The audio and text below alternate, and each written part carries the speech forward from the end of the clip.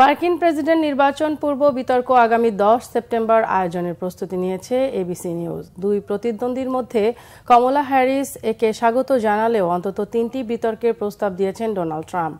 ফ্লোরিডার পাম বিচে অনুষ্ঠিত সংবাদ সম্মেলনে রিপাবলিকান প্রার্থী সাবেক প্রেসিডেন্ট ট্রাম্প বলেন, কমলার পরিবর্তে অন্য কারোর সাথে প্রতিদ্বন্দ্বিতা হলে খুশি হতেন।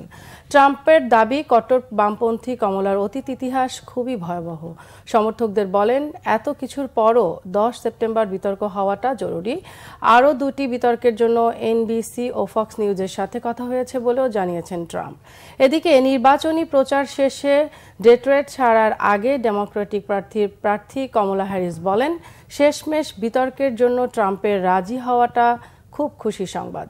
বাড়তি দুটি বিতর্কে ট্রাম্পের প্রস্তাবে ইতিবাচক সাড়া দিলেও সমালোচনার জবাব দিতে রাজি হননি। কমলা বলেছেন, ভোটার আর নির্বাচন নিয়ে প্রচণ্ড ব্যস্ত থাকায় সমালোচনার জবাব দেওয়ার সময় নেই। দুই প্রতিদ্বন্দ্বীর কাছ থেকে শতভাগ নিশ্চয়তার ভিত্তিতে বিতর্কের তারিখ ঘোষণা করে এবিসি নিউজ জানিয়েছেন, বিতর্কটি হবে মিশিগানে। জনমত জরিপে জুলাইয়ের মাঝামাঝি কমলার সমর্থন 37% থাকলেও শেষ দিকে তা বেড়ে 42% পৌঁছেছে।